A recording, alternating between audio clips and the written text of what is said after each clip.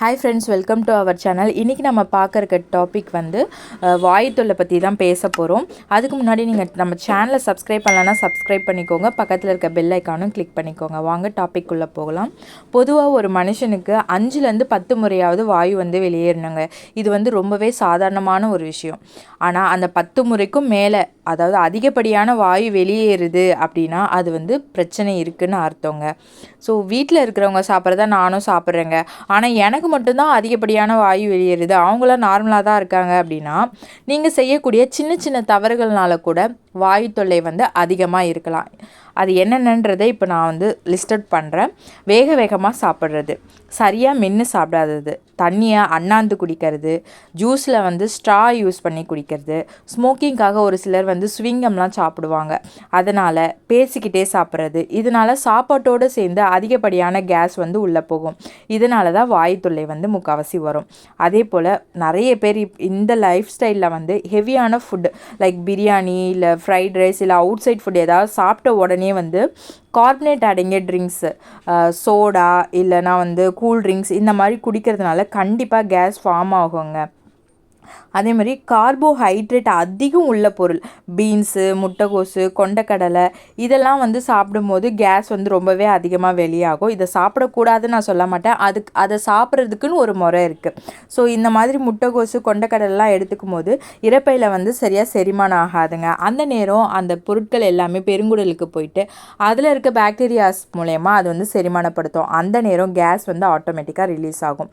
So இந்த மாதிரி சின்ன சின்ன விஷயங்களால தான் நமக்கு வந்து கேஸ் வந்து ஏற்படுது. இதனால் வந்து அங்கங்கே ஒரு சிலருக்கு வந்து பிடிப்பு ஏற்படும், நெஞ்சுக்கிட்ட லைட்டாக குத்துறா மாதிரி இருக்கும், நெஞ்சு எரிச்சல் இருக்கும், சரியாக செரிமானம் ஆகாமல் வாமிட் வரா மாதிரி இருக்கும். ஸோ இந்த மாதிரி பிரச்சனைகள் இதையும் மீறி வந்து ஒரு சிலருக்கு மலச்சிக்கல்லாம் இருக்கும், கன்சப்ஷன் ப்ராப்ளம்ஸ் இருக்கும். ஸோ இது எல்லாமே ஏற்படுத்தக்கூடியது இந்த கேஸ்ட்ரிக் தாங்க. ஸோ இப்போ இதை வந்து என்னென்னலாம் பண்ணி இதை அவாய்ட் பண்ணலான்னு பார்க்கலாம். சாப்பிடும்போது நல்லா மென்று சாப்பிட்ணுங்க, அதுதான் ஃபஸ்ட்டு. நம்ம நல்லா மென்று சாப்பிடும்போது பாதி சாப்பாடு நல்லா வாயிலே வந்து மென்னுடுறோம். அது வந்து ஈஸியாக இரைப்பைக்கு போனோடனே ஈஸியாக செரிமானம் ஆகிடுங்க. ஸோ நல்லா மென்று சாப்பிடுங்க. தண்ணி குடிக்கிறப்போ வாய் வச்சு சிப் பண்ணி குடிங்க, அண்ணாந்து குடிக்காதீங்க. அதேமாதிரி பயிர் வகை சாப்பிட்டா ஒரு சிலருக்கு அதிகப்படியாக கேஸ் ப்ராப்ளம் வரும்னு சொன்னேன் இல்லையா, அவங்க வந்து என்ன பண்ணணும் அப்படின்னா, இந்த பயிர் வகைகளை முளைக்கட்டை வச்சு அதுக்கப்புறமா நீங்கள் சாப்பிட்டு வந்தீங்கன்னா உங்களுக்கு அந்த கேஸ்ட்ரிக் ப்ராப்ளம் அந்த அளவுக்கு இருக்காது. அதேமாதிரி பருப்பு வகைகளை வந்து எடுத்துக்கிட்டோன்னா கேஸ் ப்ராப்ளம் இருக்குங்க அப்படின்னா, பருப்பு நல்லா ஊற வச்சோ இல்லை நல்லா விசில் வச்சு நல்லா குழைய வச்சுட்டு மசிச்சு அதுக்கப்புறமா சாப்பிட்லாம். இந்த மாதிரி மெத்தடில் நீங்கள் சாப்பிடும்போது உங்களுக்கு அந்த கேஸ்ட்ரிக் இஷ்யூ வந்து அவாய்ட் பண்ணிக்க முடியும். அடுத்து வந்து பார்த்திங்கன்னா, நம்ம எந்த பொருள், அதாவது எந்த ஃபுட்டு எடுத்துக்கிட்டால் நமக்கு அதிகப்படியாக கேஸ் ஃபார்ம் ஆகுதுங்கிறத நம்ம வந்து கண்டுபிடிச்சிக்கணும். அந்த மாதிரி ஃபுட்டு சாப்பிடும் போதோ இல்லை சமைக்கும் போது அதிகப்படியான வெள்ளைப்பூண்டை வந்து சமையலில் உபயோகப்படுத்திக்கணும். அதே மாதிரி இஞ்சி அதிகப்படியாக நம்ம சேர்த்துக்கணும். இது ரெண்டுத்தையும் நம்ம அதிகப்படியாக சேர்த்துட்டு வந்தோம் அப்படின்னா கேஸ்ட்ரிக் ப்ராப்ளம் வந்து இருக்காது. இல்லை இது வந்து சேர்த்துக்க முடியல, நான் வந்து அவாய்ட் பண்ணிக்கிறேன் அப்படின்னா நீங்கள் வந்து வெள்ளைப்பூண்டு சுட்டோ இல்லை தேனில் கலந்தோ கூட சாப்பிடலாம். ரொம்பவே கேஸ்ட்ரிக்கு நல்லது. இதுக்கான ஹோம் ரெமிடிஸ் என்னென்ன அப்படின்றத இப்போ பார்க்கலாம்.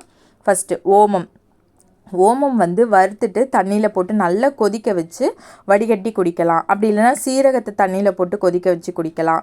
அப்படியும் இல்லைனா பெருங்காயத்தை தண்ணியில் போட்டு கொதிக்க வச்சு குடிக்கலாம். இஞ்சி அதிகமாக எடுத்துக்கலாம், வெள்ளைப்பூண்டு அதிகமாக எடுத்துக்கலாம், நான் ஆல்ரெடி சொன்னது தான். ஸோ இந்த மெத்தட்லாம் வந்து ஒரு நாள் 2 நாள் செஞ்சுட்டு எனக்கு கேஸ் ப்ராப்ளம் வந்து சரியாகலைன்னு சொல்லக்கூடாது. கண்டிப்பாக இதை நீங்கள் ரெகுலராக ஒரு 1 மந்த்துக்காவது இதை வந்து ஃபாலோ பண்ணணும். அதே மாதிரி டெய்லி காலையில் எந்திரிச்சதும் வந்து கொஞ்சம் சுடு தண்ணி வந்து குடிக்கலாம். இந்த மாதிரி குடிச்சிட்டு வரும்போது கேஸ் ப்ராப்ளம் வந்து அந்த அளவுக்கு இருக்காது. அதே மாதிரி சாப்பிட்டு முடிச்சுட்டு இந்த கார்பனேட் ட்ரிங்க்ஸ், அதாவது இந்த சோடா, கூல் ட்ரிங்க்ஸ் இதெல்லாம் வந்து கொஞ்சம் அவாய்ட் பண்ணிக்கலாம். இதெல்லாம் நீங்கள் 1 மாதத்துக்கு கடைப்பிடிச்சோ உங்களுக்கு குணம் ஆகலை அப்படின்னா கண்டிப்பாக நீங்கள் டாக்டரை வந்து கன்சல்ட் பண்ணியே ஆகணுங்க.